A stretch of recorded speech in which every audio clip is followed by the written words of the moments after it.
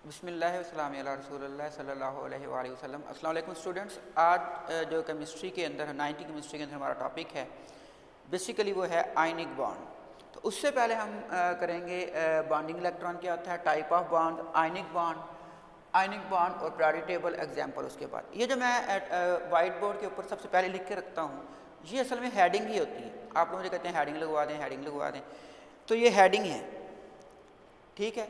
अब इतना तो होना चाहिए कि आदमी जो है ना वो जब बुक रीड कर रहा हो तो उसे पता लग जाए कि ये हेडिंग इसके मतलब है और ये हेडिंग इसके मतलब है, ठीक है। तो जब आप बुक रीड करेंगे तो उसमें आपको पता लग जाएगा। तो सबसे पहले हम बात करते हैं वो है बॉन्डिंग इलेक्ट्रॉन। अब नाम से जाहिर है कि क्या लफ्ज़ है, बॉन्डिंग, यानी कि ऐसे इलेक्ट्रॉन जो किस में इन्वॉल्व हों, बॉन्डिंग में इन्वॉल्व हों। तो हम कह सकते हैं कि ये कौन से इलेक्ट्रॉन होते हैं, ये वैलेंस इलेक्ट्रॉन होते हैं। तो valence electron that are involved in bonding या बॉन्ड फॉर्मेशन, कि ऐसे वैलेंस इलेक्ट्रॉन जो बॉन्ड फॉर्मेशन के अंदर क्या होंगे, इन्वॉल्व होंगे, उन्हें कौन से इलेक्ट्रॉन कहेंगे, उन्हें कहेंगे बॉन्डिंग इलेक्ट्रॉन।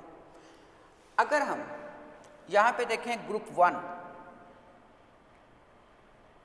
ग्रुप 2, ये कौन से प्रायोरिटी टेबल के, उसके बाद नॉर्मल एलिमेंट की बात करेंगे, हमारी जो मैट्रिक लेवल है 13, ग्रुप कौन सा आ जाएगा 14 एंड सो ऑन। ग्रुप 1 जो है तो इसके अंदर एक इलेक्ट्रॉन है वैलेंस इलेक्ट्रॉन, तो यही इसका क्या होगा, बॉन्डिंग इलेक्ट्रॉन होगा। अगर हम इसको मज़ीद बनाना चाहें तो हम क्या देते हैं कि यहाँ पे लिथियम है, यहाँ पे क्या है बेरिलियम, ली बिबकनॉफ जो आपने पढ़ा था, इसको थोड़ा सा और बना लेते हैं। ग्रुप 13, ग्रुप 14, 15 और ग्रुप क्या आ गया 16, ली बी बक NO, आगे F आ जाता है, तो उसको भी बना लें, चले बना लेते हैं।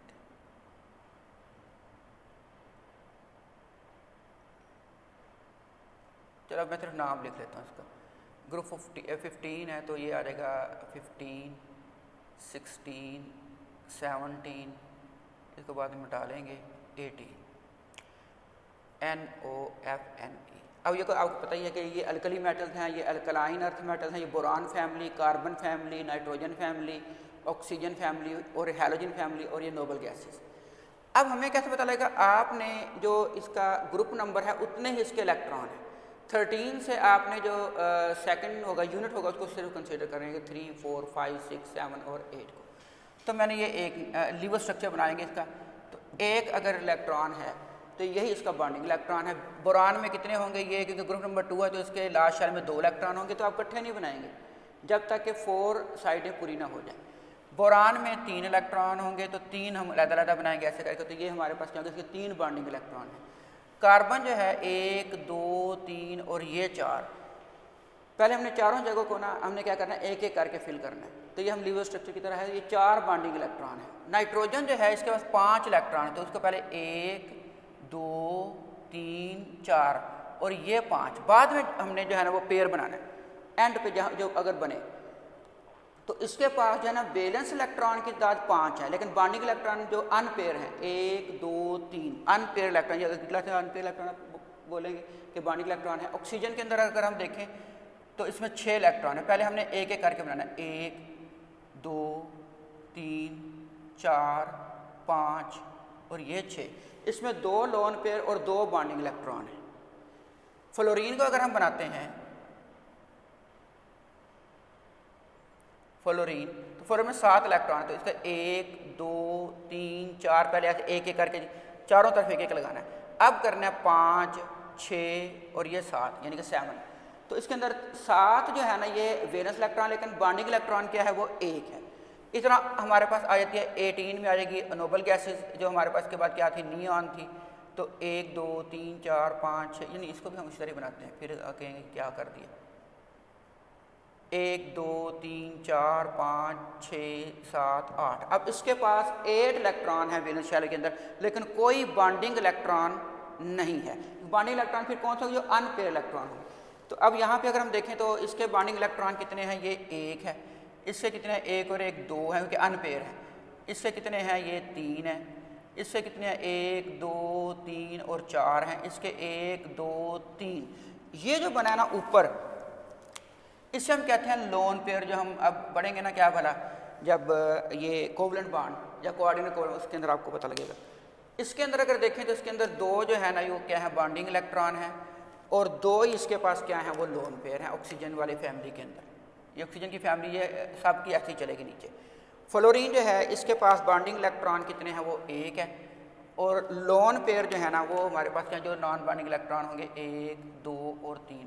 इसके पास कोई भी बॉन्डिंग इलेक्ट्रॉन नहीं है नोबल गैसेस के पास, के सारे क्या हैं वो लोन पेयर्स हैं। तो ये हमारे पास आ गया बॉन्डिंग इलेक्ट्रॉन। बॉन्डिंग इलेक्ट्रॉन के बाद अब हम बात करते हैं, तो बॉन्डिंग इलेक्ट्रॉन कौन से इलेक्ट्रॉन होंगे, जो कि हम कहेंगे बॉन्ड बनाने में हिस्सा लेंगे, ठीक है, क्योंकि अनपेयर होंगे तो वो पेयर बन जाएगा, तो पेयर बनेगा तो उनको ऑक्टेट क्या हो जाएगा, वो कंप्लीट हो जाएगा। Type of bonds, type of bond हमारे पास कौन कौन से हैं जी। पहले नंबर पे हमारे पास कौन सा है, आयनिक बॉन्ड है। दूसरे नंबर पे हमारे पास कौन सा है, कोवलेंट। तीसरे नंबर पे हमारे पास कौन सा, कोऑर्डिनेट कोवलेंट बॉन्ड। और फोर्थ हमारे पास क्या आएगा, वो आएगा मेटालिक बॉन्ड। ये जो है कोऑर्डिनेट कोवलेंट बॉन्ड, इसका नाम एक हुआ है डेटिव कोवलेंट बॉन्ड भी है। अब हमारा असल टॉपिक शुरू होता है, वो क्या है, आयनिक बॉन्ड। तो पहले पता होना चाहिए कि आयनिक बॉन्ड कब बनेगा। तो आयनिक बॉन्ड बनता है by complete transfer of electron. तो ये डेफिनेशन में आप क्या लिखेंगे कि ये कैसे बनेगा, बाय कंप्लीट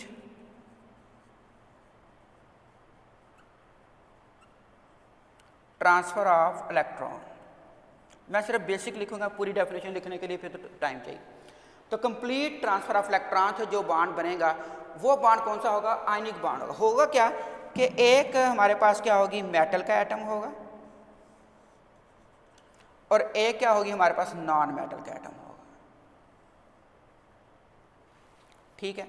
अब नॉन मेटल में क्या होगा, इसके जो है ना ऑक्टेट हमें कहूँगा अगर कंप्लीट नहीं है, 7 है। तो ये मेटल जो है ये अपना एक इलेक्ट्रॉन क्या करेगी, इसको दे देगी, क्योंकि मेटल जो है ये क्या है, इलेक्ट्रो पॉजिटिव इन नेचर है, और नॉन मेटल क्या है, इलेक्ट्रो नेगेटिव इन नेचर है। तो ये कंप्लीट ट्रांसफर होगा तो इसका ऑक्टेट कंप्लीट हो जाएगा। इसका जो अंदर वाला शेल होगा वो उसके अंदर 8 इलेक्ट्रॉन ही होंगे, तो वो हम कहेंगे कि ये भी क्या हो जाएगा, ये ऑक्टेट इसका भी क्या हो जाएगा, कंप्लीट हो जाएगा। तो कंप्लीट ट्रांसफर ऑफ इलेक्ट्रॉन की वजह से जब ये इलेक्ट्रॉन यहाँ से निकल जाएगा तो ये शेल भी यहाँ से क्या हो जाएगा, ख़त्म हो जाएगा, और इसके अंदर ये क्या हो जाएगा, इजाफा हो जाएगा इसका। तो इस पर कौन सा चार्ज आ जाएगा, पॉजिटिव, और इस पर कौन सा चार्ज आ जाएगा, वो नेगेटिव चार्ज आ जाएगा। तो मेटल पर पॉजिटिव चार्ज आएगा, इसलिए कहते हैं electro positive in nature. Non metal पर क्या होगा, नेगेटिव चार्ज होगा, इसलिए क्या होंगे, ये इलेक्ट्रो नेगेटिव इन नेचर होंगे। अब पॉजिटिव और नेगेटिव चार्जेस आपस में जो है ना होल्ड टाइम टुगेदर हो जाएंगे, हम कहते हैं केमिकल बॉन्ड। तो किसकी वजह से होंगे, इलेक्ट्रोस्टैटिक फोर्स ऑफ अट्रैक्शन के। ऑपोजिट चार्जेस के अंदर कौन सी फोर्स होती है, इलेक्ट्रोस्टैटिक फोर्स ऑफ अट्रैक्शन होती है। तो मेटल ने इलेक्ट्रॉन क्या किया है, वो दिया है, और नॉन मेटल इलेक्ट्रॉन क्या किया है, वो गेन किया है। अब आयनिक बॉन्ड और पीरियोडिक टेबल की तरफ अगर हम आए तो ग्रुप 1 और ग्रुप 2 इसकी जो मेटल्स हैं ये क्या होंगी, ये होंगी जो भी हमने यहाँ कहा कि ये क्या होंगी, electro positive in nature.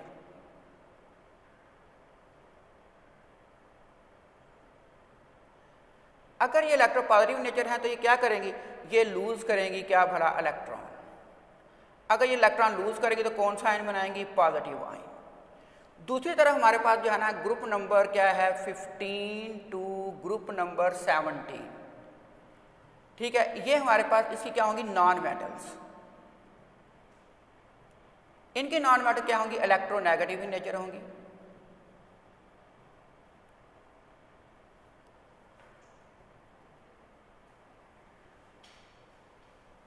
Electronegative in nature होने की वजह से ये क्या करेंगी, ये गेन इलेक्ट्रॉन करेंगी। अगर गेन इलेक्ट्रॉन करेंगे तो कौन सा चार्ज आ जाएगा, नेगेटिव चार्ज आ जाएगा, तो ये नेगेटिव आयन बन जाएगा। अब ये जो पॉजिटिव और नेगेटिव आयन है इनके दरमियान में जो फोर्स ऑफ अट्रैक्शन होगी वो कह रहेगी इलेक्ट्रोस्टैटिक फोर्स ऑफ अट्रैक्शन। जरा मैं साफ लिख दूँ इसके,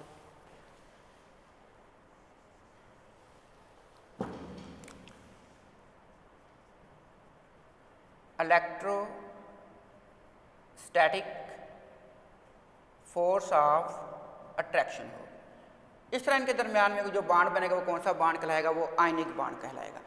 तो आयनिक बांड किसके दरमियान में बनता है? ये एमसीक्यूज भी आया, ये मेटल और किसके दरमियान बनता है? नॉन मेटल के दरमियान बनता है।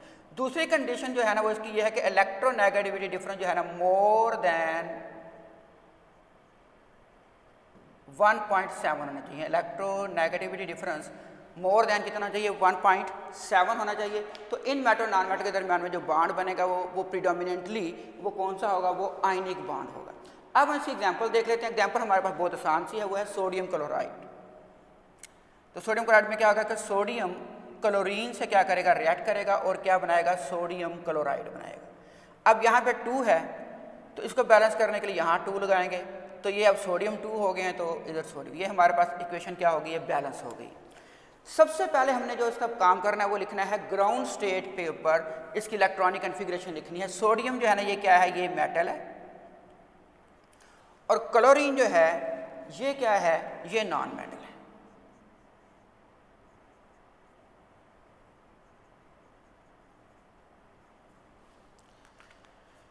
अब सोडियम जो है इसके हम इलेक्ट्रॉनिक कन्फिग्रेशन लिखेंगे। सोडियम की जो है वो हम कहेंगे सोडियम, इसका एटॉमिक नंबर क्या है? 11। यानी कि हम कह सकते हैं कि जो सोडियम का एटॉमिक नंबर को ज़ीज़दार करते हैं इसका क्या है? 11 है। तो इलेक्ट्रॉनिक कन्फिग्रेशन देखें वो क्या होगी? 1s2 2s2 2p6 और 3s1। इसके मुकाबले में अगर हम देखें क्लोरीन की, चलो इस क्लोरीन के नीचे बना लेते हैं। तो क्लोरीन जो है इसका एटॉमिक नंबर क्या है? 17। यानी कि हम कह सकते हैं Z इसका क्या है? 17। जी जो है ये एटॉमिक नंबर को ज़ाहिर करता है। तो इसकी इलेक्ट्रॉनिक कन्फिग्रेशन क्या होगी? 1s2 2s2 2p6 3s2 3p क्या आ जाएगा? 5। अब थर्ड शेल जो है ना इसका, ये वैलेंस शेल है। इसका भी ये थर्ड शेल कौन सा है? वैलेंस शेल है।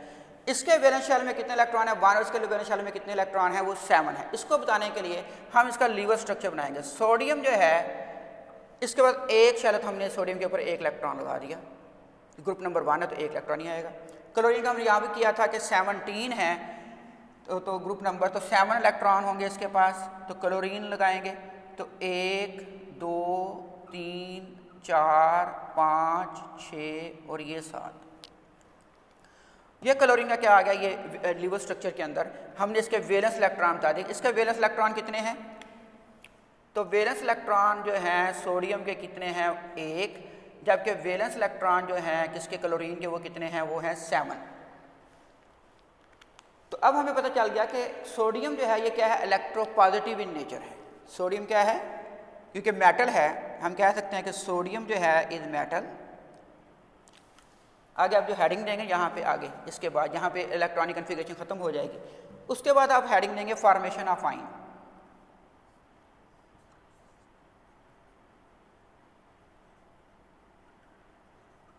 फॉर्मेशन ऑफ आयन, तो इधर मैं बना लेता हूँ सोडियम आयन की फॉर्मेशन, और इधर हम बना लेते हैं क्लोराइड आयन की फॉर्मेशन। लेकिन आपने अलग-अलग लिखना है, नहीं मैं भी अलग-अलग लिखता हूँ, फिर आप लोगों ने डिफरेंस ना लिखते रहे। फॉर्मेशन ऑफ आयन के अंदर सबसे पहले हम लिख लेते हैं सोडियम आयन की फॉर्मेशन। अब सोडियम आयन में क्या होगा कि सोडियम जो है इसकी इलेक्ट्रॉनिक कन्फिग्रेशन आपने देख ली है कि इसके लास्ट शेल में कितने हैं? 1 इलेक्ट्रॉन। तो 1 इलेक्ट्रॉन ये क्या करेगी? लॉस करेगी। अब सोडियम क्या है? सोडियम जो है सोडियम इज मेटल, ठीक है, और ये क्या होगी? Electropositive in nature. वही बात जो हमने यहाँ की है, ये पॉजिटिव इन नेचर है। अगर ये इलेक्ट्रोपॉजिटिव इन नेचर है तो इट क्या करेगी? Loss electron. क्यों लॉस इलेक्ट्रॉन करेगी? To complete its octet.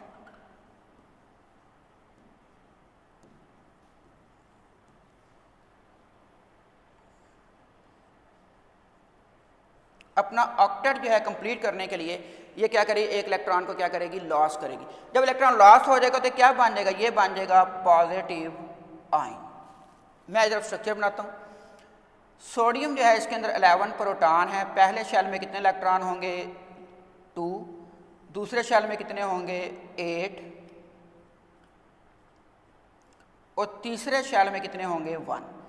अब क्या होगा, एक इलेक्ट्रॉन लॉस होगा तो ये इलेक्ट्रॉन आ गया, और बाकी जो बचे हैं 11 प्रोटॉन है इसके पास। पहले शेल में कितने होंगे, 2 इलेक्ट्रॉन, और दूसरे शेल में कितने होंगे, 1 2 3 4 5 6 7 8 8 इलेक्ट्रॉन। तो इसका जो है ना वो ऑक्टेट वो क्या हो गया है, वो कंप्लीट हो गया। किसका भला, सोडियम का। सोडियम ने एक इलेक्ट्रॉन क्या किया है, वो लॉस किया है। अगर इसका ऑक्टेट कंप्लीट हो गया तो अब इलेक्ट्रॉनिक कन्फिग्रेशन किसके बराबर हो जाएगी, वो हम देख लेते हैं किसके बराबर हो जाएगी।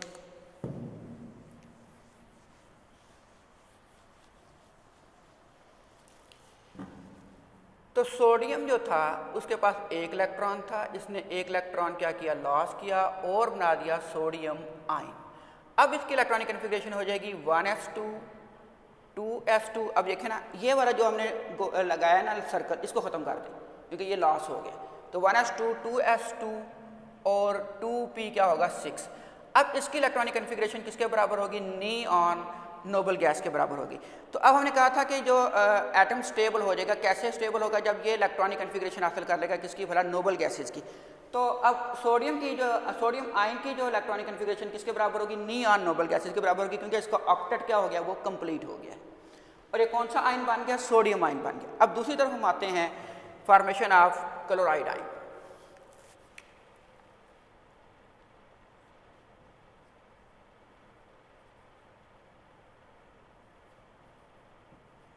क्लोराइड आयन, तो क्लोराइड आयन की पहले हम स्ट्रक्चर बना लेते हैं कि इसके अंदर 17 क्या है, प्रोटॉन है।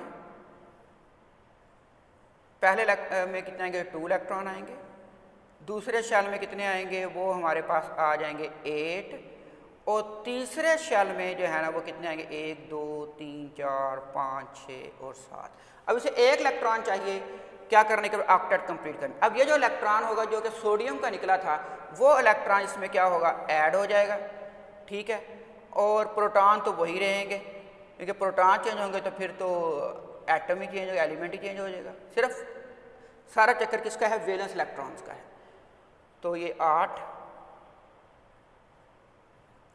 अब तीसरे शेल में जहाँ 7 इलेक्ट्रॉन थे वहाँ भी कितने हो जाएंगे, वो 8 इलेक्ट्रॉन हो जाएंगे। चलिए इसके इलेक्ट्रॉन को जो है ना वो मैं इससे बना लेता हूँ ताकि पता चलेगा ये किसका इलेक्ट्रॉन है। चलो इधर से मैं इसको ऐसे कर देता हूँ, इधर से ऐसे कर देता हूँ। चलो ये सोडियम का इलेक्ट्रॉन ये लॉस हुआ, ये इलेक्ट्रॉन आ गया किसके पास, क्लोरीन के पास। और क्लोरीन ने इस इलेक्ट्रॉन को क्या किया, एक्सेप्ट कर लिया, और इसका भी ऑक्टेट क्या हो गया, कंप्लीट हो गया। देखें ज़रा कैसे भला, ये देखें 1 2 3 4 5 6 7 8 इसका ऑक्टेट कंप्लीट। यहाँ पे कितने थे, 1 2 3 4 5 6 और 7 इलेक्ट्रॉन थे। तब उसने एक इलेक्ट्रॉन गेन करके इसका ऑक्टेट क्या हो गया, इसका ऑक्टेट भी क्या हो गया है, वो कंप्लीट हो गया। तो अब कौन सी इलेक्ट्रॉनिक कन्फिग्रेशन हासिल की इसने, तो क्लोरीन जो एटम था उसने एक इलेक्ट्रॉन क्या किया, गेन किया, और कौन सा आयन बना दिया, क्लोराइड आयन, ठीक है। इसकी इलेक्ट्रॉनिक कन्फिग्रेशन क्या हो जाएगी, 1s2 2s2 2p6 3s2 और 3p क्या होगी, 6। इसका ये ऑक्टेट क्या हो गया, कंप्लीट हो गया। और इलेक्ट्रॉनिक कन्फिग्रेशन किसके बराबर होगी, इसकी ऑर्गन के बराबर होगी। अब ये बन गए आयन। अब आयन में भी आप देख लें कि जो सोडियम आयन है, ये कौन सा आयन था, ये वाला, ये है सोडियम आयन। इसका रेडियस क्या हो गया, श्रिंक हो गया, ये स्मॉल हो जाएगा।